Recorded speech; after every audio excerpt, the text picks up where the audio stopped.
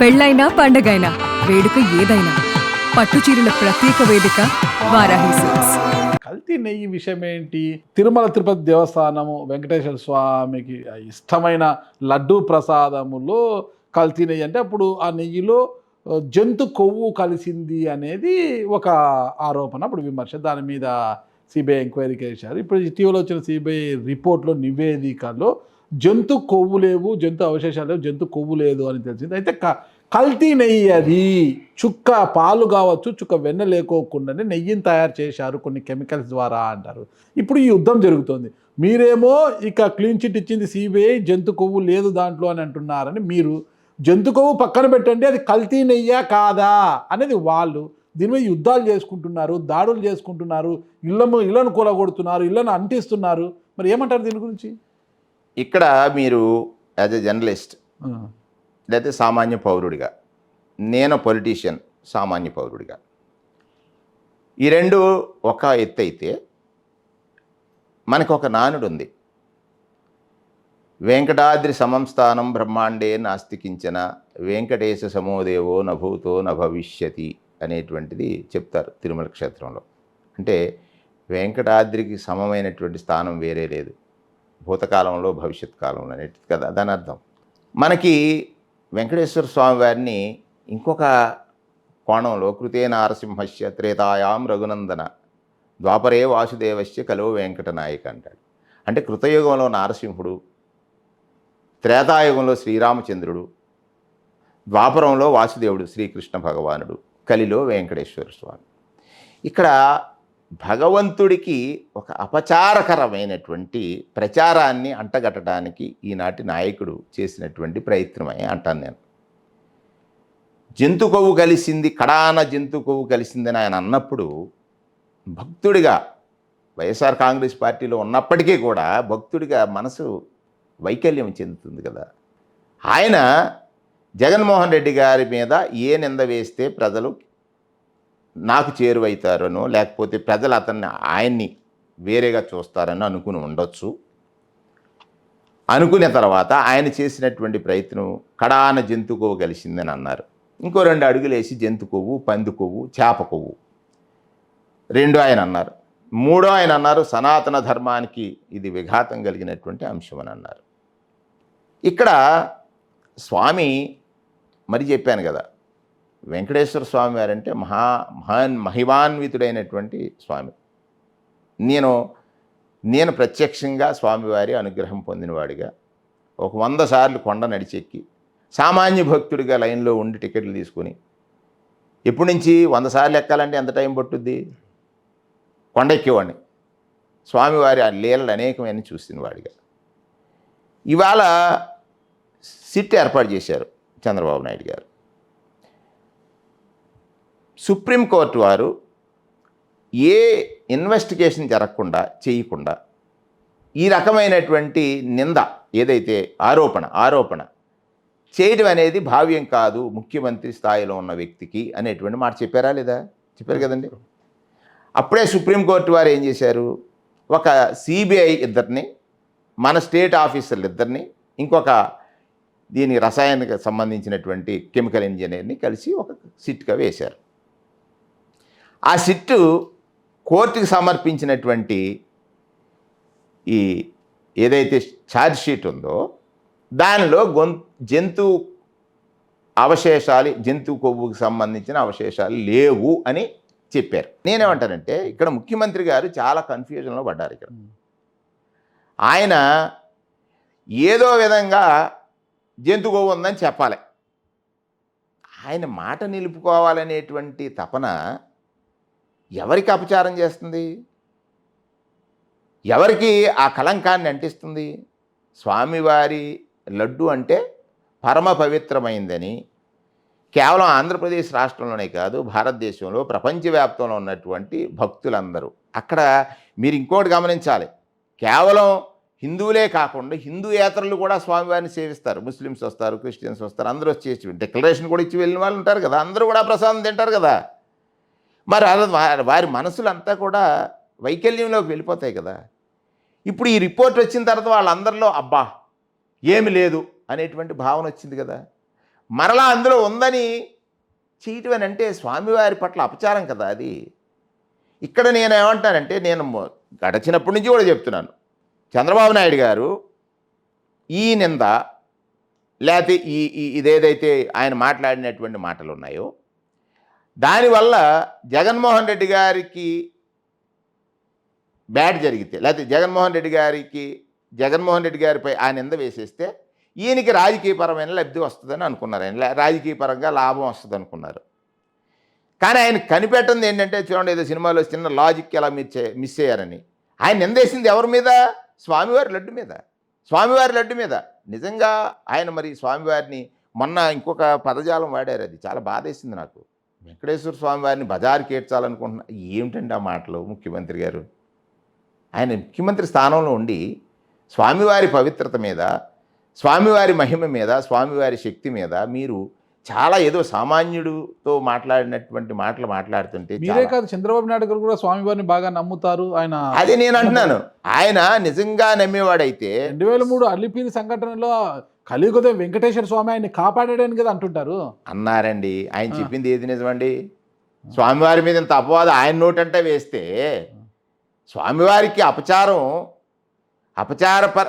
స్వామివారి పట్ల అపచారకర వ్యాఖ్యలు చేయటం కూడా అపచారంతో సమానం.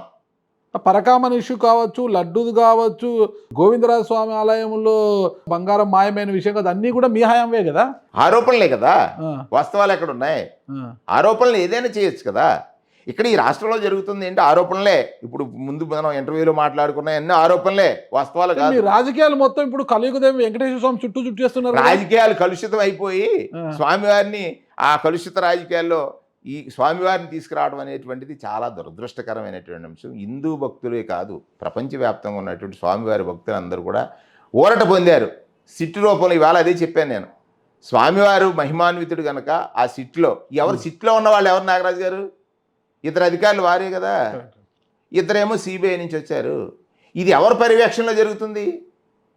సుప్రీంకోర్టు. మరి ఇవాళ ఇంకొక కమిటీ ఏదో ఆయన కాన్స్టిట్యూట్ చేశారు, ఏది మన ఈ నిన్న క్యాబినెట్లో. ఇంకా పెద్ద చిత్రం ఏంటంటే, ప్రజల్ని ఏమనుకుంటున్నారో వీళ్ళు నాకు అర్థం కాలేదు.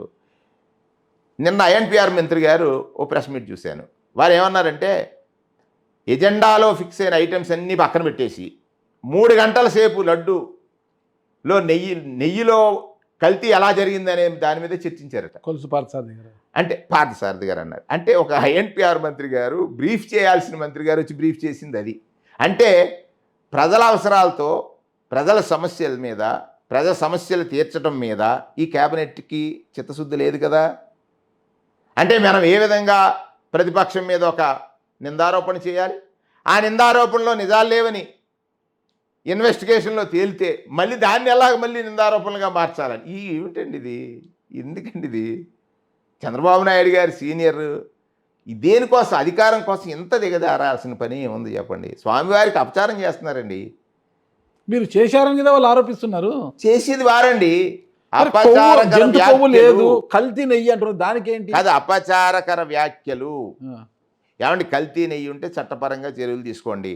కడాన జంతు కొవ్వు కలవేసిందనేటువంటి మాట విన్న భక్తుడి యొక్క మానసిక వైకల్యము లేదా మానసికమైనటువంటి బాధ, ఏదైతే కల్తీ అనేటువంటి పదం వచ్చినప్పుడు ఉన్నటువంటి మానసికమైన బాధని వెచ్చించండి, మీరు ఒకసారి పరీక్షించండి.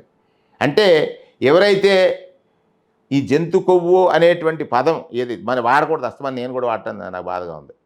అటువంటి పదం వచ్చినప్పుడు దానిలో ఎంత మనోవేదనకు గురవుతాడు భక్తుడు. హిందూ మతాన్ని, హిందూయిజాన్ని, లేదా హిందూ మతానికి సంబంధించినటువంటి ప్రాశస్యాన్ని లేకపోతే పవిత్రతని పరమ పూజ్యంగా పూజించేటువంటి వెంకటేశ్వర స్వామి సన్నిధిలో అపచారకరమైనటువంటి వ్యాఖ్యలే తప్పు. వెంకన్న స్వామి అంటే వైఎస్ఆర్ కుటుంబానికి ఒక హేళన, ఒక హేమైన భావన అని మంత్రి వాసుదేవ్ సుభాష్ గారు అంటున్నారు కదా. అతనికి చాలా వయసు తక్కువ కదా, మంత్రి హోదాలో మాట్లాడేయచ్చు, కానీ అది వయసు తక్కువ. వైఎస్ఆర్ కుటుంబం మీద ఏదో అనేస్తే లోకేష్ గారి దగ్గర చేర్చుకుంటాడనే తప్ప ఏం దాని మీద ఏం తెలుస్తుంది? ఓవరాల్గా ఏమంటారు మీరు? కల్తీ నెయ్య, జంతుకోవా? ఇప్పుడు 2019లో ఇప్పుడేదో నిన్న తొలగింపబడ్డ ఈఓ గారు ఉండగానే అశోక్ సింగ్ బోలే బాబా డైరీని Bhole Baba. AR dairy in the name of some dairy వాళ్ళు అక్కడ దాన్ని తీసుకొచ్చారు. ఈ కల్తీ అనే మాట వచ్చిన రోజునే అక్కడున్న ఈఓ శ్యామలరావు గారు ఏం చెప్పారు, ఇందులో వనస్పతి కలిసింది అనేటువంటి మాట చెప్పారు. అవునా కదా, చెప్పారు. 4 ట్యాంకర్లని రిజెక్ట్ చేశారు. అక్కడున్న ప్రాక్టీస్ ఏంటి, తెలుగుదేశం పార్టీ అధికారంలో ఉండగా 16 ట్యాంకర్లు రిజెక్ట్ చేశారు. వైఎస్ఆర్ కాంగ్రెస్ పార్టీ అధికారంలో 18 ట్యాంకర్లు రిజెక్ట్ చేశారు. ఈ 4 ట్యాంకర్లు రిజెక్ట్ అయిన ట్యాంకర్లు మళ్ళీ రప్పించి మళ్ళీ అందులో లడ్డు తయారు చేసామన్నారు. 2 లక్షల లడ్డులు రామ మందిరానికి పంపించిన దాంట్లో జంతుగోవు కలిసిందన్నారు. వాస్తవం కాదు కదా. జంతుగోవు కలిపినటువంటి లడ్డుల్ని రామ మందిరానికి పంపారన్న మాట వాస్తవం కాదు కదండి. ఇక్కడ ఇంకా లాజికల్ ఇదేమిటంటే, మొన్న వచ్చినటువంటి ఈ ప్రభుత్వం వచ్చిన తర్వాత కదా, జూలై 12 ఆ డేట్లో కదా, ఈ ప్రభుత్వం వచ్చిన తర్వాత కదా ఆ ట్యాంకర్లు వచ్చాయి. ఈ ప్రభుత్వం వచ్చిన తర్వాతే కదా ఈ కుట్ర జరిగిందని నేను అంటాను. ఎందుకని ఈ ప్రభుత్వం వచ్చిన తర్వాతే అది వచ్చింది. దానిలో మీరు కల్తీ అనేటువంటిది ఐడెంటిఫై అయిన తర్వాత పంపేసి మళ్ళీ తెప్పించి అందులో లడ్డూలు చేయించారంటే మరి దీన్ని ఏమనాలి? ఈ ప్రశ్న ఒకసారి ఆలోచించండి. ఇది ఒక ప్రశ్నే కదా, నాలాంటి వాడికి కలిగినటువంటి ప్రశ్న ఏంటి. ఈ ప్రభుత్వం అధికారంలో ఉండగా వచ్చినటువంటి నెయ్యి నుంచే ఇది ఇదేదైతే ఆరోపణ ఉందో అది జరిగింది. నేను మరీ చెప్తున్నానండి, ఇది భక్తుడి యొక్క మనోభావాలతోటి ఆడుకుంటున్నారు ఆయన. జగన్మోహన్ రెడ్డి గారి మీద నింద వేద్దాం అనుకోవట్లేదు. నువ్వు తిన్నదే ఆది అని ఒక భక్తుడిని బాధిస్తున్నారు. అది లేదని చెప్పిన తర్వాత మళ్ళీ పోస్టర్లు ఒక ముఖ్యమంత్రి గారు, ప్రభుత్వం ఈ రాష్ట్రంలో శాంతి భద్రతల్ని రక్షించాల్సిన అధికారం ఇచ్చినటువంటి ప్రజలకి అశాంతిని సృష్టించేటువంటి కార్యక్రమాలు చేయటం అంటే, సరే ఆయన ఒక మాటని ఏ రకంగా దీన్ని డైవర్ట్ చేయాలని కన్ఫ్యూజన్లో రకరకాలు జరిగిపోతున్నాయి. నిన్న అంబటి గారి వ్యాఖ్యలు కానీ, లేదా జోగి రమేష్ గారి ఇంటి మీద దాడి కానీ, అంబటి గారి ఇంటి మీద దాడి, నెయ్యికి దీనికి సంబంధించిన డైవర్షన్ కోసమే మీరే చేశారు. అంబటి గారు అలా మాట్లాడడము, జోగి రమేష్ గారు అలా మాట్లాడడం కూడా దాని డైవర్షన్ పాలిటిక్స్ వాళ్ళు అంటున్నారు కదా. ఎవరు డైవర్షన్ చేశారు? చేస్తున్నారనేసి. అంబటి గారిని తిట్టింది ఎవరు ముందు? అంబటి గారిని ముందు తిట్టింది ఎవరండి? పోస్టర్ పెట్టింది ఎవరండి? పోస్టర్ పెట్టారు. పోస్టర్ ఆయన ఎవరో అంబటి గారు నిజంగా అనుకుంటే ఏదో కుర్రోడికి ఇచ్చి చింపించేది కదా, పెద్ద ప్రాబ్లం కాదు. అది కరెక్ట్ కాదని చెప్పాడు, దాన్ని కదా తిట్టారు కరెక్టే. ఆయన చంద్రబాబు నాయుడు గారిని లంబూతు వాడారు, సహనం కోల్పోయి మాట్లాడానని అతను ఒప్పుకున్నాడు. సరే, దానికి చట్టం ఉంది కదా మీ దగ్గర, చట్టాన్ని ప్రయోగించే అధికారం ఉంది మీ దగ్గర. చట్టాన్ని ప్రయోగించారు కదా, చట్టం ఉంది, చట్టబద్ధంగానే కదా పాలించారు కదా. పాలించాలనుకున్నప్పుడు ఆయన మీద కేసు పెట్టారు. మరి ఇంటికి వెళ్ళి దాడి చేయటం ఏంటండి? ఇంటికి వెళ్ళి దాడి చేయటాన్ని ఏమంటారని అడుగుతున్నాను నేను. మరి జోగి రమేష్ ఇంటికి వెళ్ళి దాడి ఈయన పట్టపగలు, ఈయన పెట్రోల్ బాంబులు ఏంటి? ఈ సంస్కృతి ఏంటి? అని ఇంక ప్రజాస్వామ్యం ఉందా? నేనేమంటానంటే, చంద్రబాబు నాయుడు గారు ఎందుకో ఎక్కడో ఒక లాజిక్ మిస్ అయిపోతున్నారు. ఆయనకి ఈ వ్యవస్థల మీద గౌరవమైనా తగ్గిపోవాలి, లేదా నమ్మకమైనా లేకుండా ఉండాలి. ఇళ్ల మీద దాడి అనేది మీ ప్రభుత్వంలోనే స్టార్ట్ అయింది అనుకుంటా. చంద్రబాబు నాయుడు గారి ఇంటి మీదకి ఇప్పుడు పార్టీ ఆఫీస్ మీద దాడికి చేయింది ఆ సంస్కృతి మీరు నేర్పించింది కదా. ఇప్పుడు ఇక్కడ జరిగినటువంటి దానికి దీనికి చాలా వ్యత్యాసం ఉంది నాగరాజు గారు. దానికి దీనికి చాలా వ్యత్యాసం ఉంది. అప్పుడు తప్పని చెప్పి అదే తప్పుని ఇప్పుడు చేస్తుంటే అప్పుడు తప్పని చెప్పారు. ఎస్, ఇప్పుడు మళ్ళీ అదే మీరు తీవ్రంగా చేస్తున్నప్పుడు దీని తప్పని ఎందుకు చెప్పట్లేదని అడుగుతున్నాను నేను. ఎందుకు చెప్పట్లేదని అడుగుతున్నాను అంటే, మీరు ఒక ప్రాక్టీస్ చేస్తున్నారు. సమాజం అంతా కూడా కలుషితం అయిపోయింది, కలుషితం చేసేయాలి, కలుషితం మాట్లాడాలి అనేటువంటి మాటలు ఏదైతే ఇవాళ ఈ సమాజంలో జరుగుతున్నాయి, సమాజానికి మంచిది కదా. మనం అందరం కూడా బాధ్యత కలిగినటువంటి పౌరులు. ఈ ప్రజలు మనకు చాలా గౌరవం ఇచ్చారు, రాజకీయ వ్యవస్థను గౌరవిస్తున్నారు. ఆ వ్యవస్థ పట్ల చులకన భావన ప్రజలకు కలిగేటట్టుగా మనం ప్రవర్తిస్తే దానివల్ల ప్రజలకి ప్రజాస్వామ్యం మీద నమ్మకం సడలిపోద్ది. అంటే నాయకుల కూడా కొంచెం సంయమనం పాటించాలి కదా. మనం హిట్లర్ గురించి, స్టాలిన్ గురించి అందరికీ మనకు తెలుసు కదా. లక్షలాది మందిని ఉతకొసకొసిన వాళ్ళ నుంచి కూడా నాకు తెలిసి చరిత్రలో ఎప్పుడు కూడా వాళ్ళు బూతు పదాలు వాడినట్లుగా మనకు కనిపించదు, వినిపించదు. ప్రస్తుత రాజకీయాల్లో మాత్రం ఆ బూతు పదాలు ఎక్కువైపోతున్నాయి కదా రాజకీయ నాయకుల నోటి నుంచి. అది కరెక్ట్ అంటారు? నేను 25 సంవత్సరాల నుంచి ఉన్నాను, ఎప్పుడు బూతులు మాట్లాడలేదు. మరి మీరు మాట్లాడు, కొంతమంది నాయకులు మాట్లాడుతున్నారు కదా, ఆ పార్టీ అయినా ఈ పార్టీ అయినా ఏ పార్టీ అయినా. అండి అక్కడ ఏదో ఆ ప్రేరేపితమైనటువంటి సమస్యలు ఏదైతే అక్కడ ప్రేరేపితం అవుతాయో వాటిని బట్టి ఒక్కొక్క నైజం ఒక్కొక్కలా ఉంటుంది. జరిగినప్పుడు నేను ఏమంటానంటే తప్పు చేసిన వారిని శిక్షించడంలో ఎవరు కూడా అడ్డుపెట్టరు. తప్పుగా మాట్లాడారన్నారు, శిక్షించండి, తప్పు లేదు. కానీ దానికి మీరు శిక్ష వేయకూడదు అంటాను. శిక్షించడానికి నేను కూడా వ్యతిరేకం. వ్యవస్థ ఉంది, శిక్షించడానికి వ్యవస్థ ఉంది, శిక్ష వేయడానికో వ్యవస్థ ఉంది. మీరు శిక్షించండి, మీరు కర్లట్టుకెళ్ళి కొట్టేసి అంటారు రాంబాబు గారి ఇంటి మీద దాడి చేసినప్పుడు కేసులు నమోదు చేశారు, చేయలేదు కదా, కేసులు నమోదు చేశారు. ఏవన్గా గుంటూరు ఈస్ట్ ఎమ్మెల్యేని గల్లా మాధవి గారు ఇంకా లేదే, కేసులు అయితే A2గా వాళ్ళ ఇప్పుడు ఆవిడ నిన్న కూడా మళ్ళీ కొడతానంటున్నారు. అంటే చూడండి, అధికారం ఉంటే మా ఇష్టం. ఇదేంటిది, అధికారం మీ ఇష్టానికి కాదు కదా, చట్ట ప్రకారంగా నడవటానికి ఉంది. ఏమంటే ఇంకోటి, అధికారంలో ఉన్నవాడు బాధ్యతగా ఉండాలంటాను. నేనేమంటానంటే నేను కూడా 4 సంవత్సరాలు మంత్రి చేశాను, 5 సంవత్సరాలు జడ్పీ చైర్మన్ చేశాను. పెద్ద జిల్లాకి క్యాబినెట్ హోదా క్వశ్చన్ కాదు, ఇంతమంది పెద్దలతో శబాష్ అనిపించుకునేలా చేశాను. ఇక్కడ మంత్రి చేసినప్పుడు మీరు యూఆర్ ది విట్నెస్, ఇంకెవరు అక్కర్లేదు. నాగరాజుకి తెలుసు, వేణుగారు ఎట్లా అంటాడు, INPR మంత్రిగా చేసిన, బీసీ వెల్ఫేర్ చేసిన, ఇంకోటి మా ఉద్యోగం చేసిన మా ధర్మానం ప్రకారంగా చేసాం. నేనేమంటానంటే అది బాధ్యత అంటాను నేను. మామూలుగా మనం ఆకతాయిగా ఉండొచ్చు, ఇష్టానుసారం మాట్లాడవచ్చు. ఒక క్యాబినెట్లోకి వెళ్ళిన తర్వాత మన భాష మారిపోవాలి, మన ప్రవర్తన మారిపోవాలి, మన బాధ్యతలు మారిపోవాలి. ఎక్కడైనా నోరు జారితే, ఇప్పుడు INPR నేను బ్రీఫ్ చేసిన తర్వాత ఏదో నోరు జారని అనుకోండి, అదే తిప్పుతారు, చెప్పిందంతా పోద్ది, అంతే కదా. మీరు ఎప్పుడైనా మరి నేను ఎన్నిసార్లు ప్రశ్న అడ్రస్ చేస్తే ఎప్పుడైనా జార్చారా నోరు? అప్పుడు కూడా ప్రశ్నలు వేశారు, బాధ్యతగా సమాధానం చెప్పాను. అది కదా నేనేమంటానంటే, మనకి అధికారం అనేటువంటిది బాధ్యతను పంచాలి. ఆ బాధ్యత ప్రజల పట్ల మరింత బాధ్యత పెంచేటట్టుగా ఉంటారు. ప్రజలకు మన పట్ల గౌరవ భావం పెరిగేటట్టుగా ప్రవర్తించాలనేటువంటిది నాకున్న నమ్మకం. నమ్మకము అలాగే ఉండి 2029లో తిరిగి వైఎస్ఆర్ కాంగ్రెస్ పార్టీ అధికారంలోకి వస్తుంది అనుకుంటున్నారు. ఎందుకంటే జగన్మోహన్ రెడ్డి గారికి ఏడాదిని 2027 నుంచి పాదయాత్ర చేస్తానంటున్నారు. మరి ఖచ్చితంగా వస్తుంది. అప్పుడేమో ఒక్క ఛాన్స్ అని అన్నారు, ప్రజలు అవకాశం ఇచ్చారు. ఇప్పుడు మళ్ళీ ఏం చెప్పబోతారు జగన్మోహన్ రెడ్డి గారు? ఇవాళ జగన్మోహన్ రెడ్డి గారి విలువ ప్రజలకు తెలిసింది. ఇప్పుడు పాలకులు ప్రవర్తనే జగన్మోహన్ రెడ్డి గారి విలువని తెలియజేసింది. మరోసారి చెప్తున్నాను, ఇప్పుడు పాలకుల ప్రవర్తనే జగన్మోహన్ రెడ్డి గారి విలువ ప్రజలకు తెలియజేసింది. ప్రజలు మళ్ళీ వాళ్ళు చూడండి, గుంటూరులో 40 నిమిషాల జర్నీ 6:30 గంటలు 7 గంటలు పట్టింది అక్కడ వెళ్ళడానికి. కారణం జగన్మోహన్ రెడ్డి గారి పట్ల ప్రజల్లో ఆ నమ్మకం, లేకపోతే ఆ జగన్మోహన్ రెడ్డి గారి పట్ల ఆ ప్రజలకున్న విశ్వాసం, లేకపోతే ప్రేమ పెరిగింది కదా. ఖచ్చితంగా రేపు జగన్మోహన్ రెడ్డి గారు నిజమండి. ఈ మధ్య అంటే ఈ ప్రస్తుత రాజకీయాల్లో నిజం మాట్లాడే నాయకత్వాలు మృగ్యమైపోయాయి, ఎండమావులుగా కనపడుతున్నాయి. నాయకుడు నిన్న మాట్లాడింది రేపు మాట్లాడట్లేదు, ఈరోజు మాట్లాడట్లేదు.